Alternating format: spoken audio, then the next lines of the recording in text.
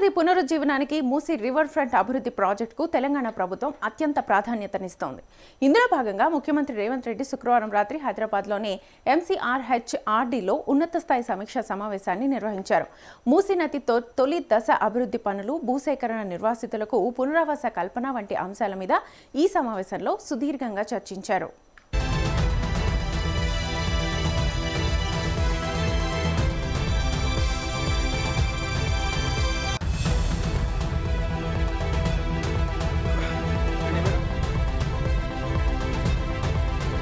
Project వల్ల ప్రభావితమయ్యే పేద ప్రజలకు ప్రభుత్వం అండగా ఉంటుందని హామీ ఇచ్చారు. నదీ గర్భం పరిధిలో నివసిస్తున్న అర్హులైన పేద కుటుంబాలన్నింటికీ డబుల్ బెడ్రూమ్ ఇళ్లను తక్షణమే కేటాయించాలని అధికారులను ఆదేశించారు.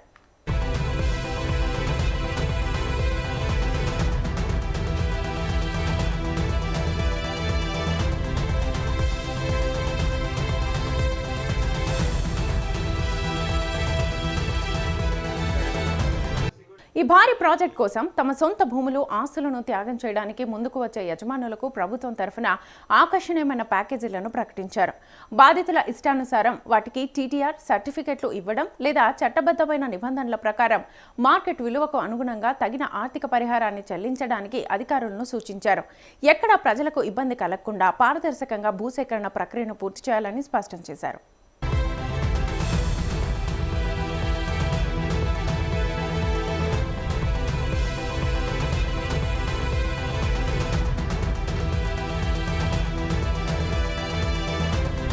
అదేవిధంగా ప్రతిష్టాత్మక గాంధీ సరోవర్ ప్రాజెక్టు పురోగతిపై కూడా ముఖ్యమంత్రి సమీక్షించారు. ఈ ప్రాజెక్టు కోసం కేంద్ర రక్షణ శాఖ నుంచి సేకరిస్తున్న భూముల్లో ప్రస్తుతం ఉన్న మిలిటరీ లేదా ఇతర నిర్మాణాలను తరలించే బాధ్యతలను రాష్ట్ర ప్రభుత్వమే పూర్తిగా భరించాలని సీఎం ఆదేశించారు.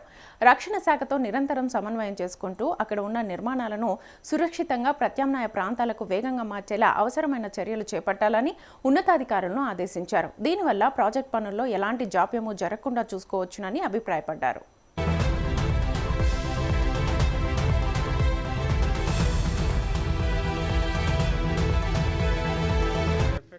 మూసీ పునరుజ్జీవ ప్రాజెక్టు యొక్క అసలు లక్ష్యాలేంటి? ఈ ప్రాజెక్టు ద్వారా భవిష్యత్తులో హైదరాబాద్ రూపురేఖలు ఎలా మారబోతున్నాయి?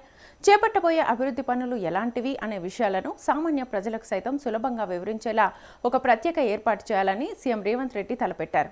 ఇందుకోసం నగరంలోని ప్రముఖ పర్యాటక ప్రాంతమైన నక్లెస్ రోడ్లో మూసీ ఎక్స్పీరియన్స్ సెంటర్ను త్వరలోనే ఏర్పాటు చేయాలని అధికారులకు దిశానిర్దేశం చేశారు.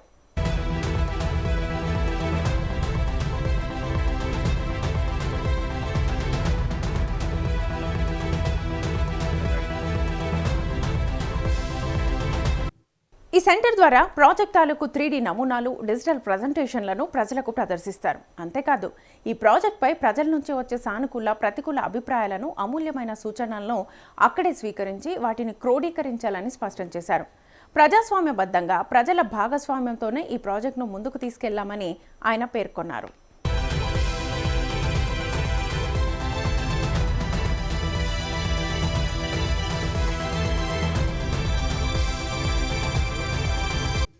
ఈ ఉన్నత స్థాయి సమీక్షా సమావేశంలో రాష్ట్ర రెవెన్యూ, గృహ నిర్మాణ శాఖల మంత్రి పొంగులేటి శ్రీనివాసరెడ్డి, ఎంపీ వేం నరేందర్ రెడ్డి, ప్రభుత్వ ప్రత్యేక ప్రధాన కార్యదర్శి జయేష్ రంజన్, ఇతర మున్సిపల్ రెవెన్యూ శాఖల ఉన్నతాధికారులు పాల్గొన్నారు. ప్రాజెక్ట్ మైలురాళ్లను నిర్దేశించుకుని సమయ పాలనతో పనులు పూర్తి చేయాలని మంత్రి పొంగులేటి అధికారులకు ఈ సందర్భంగా సూచించారు.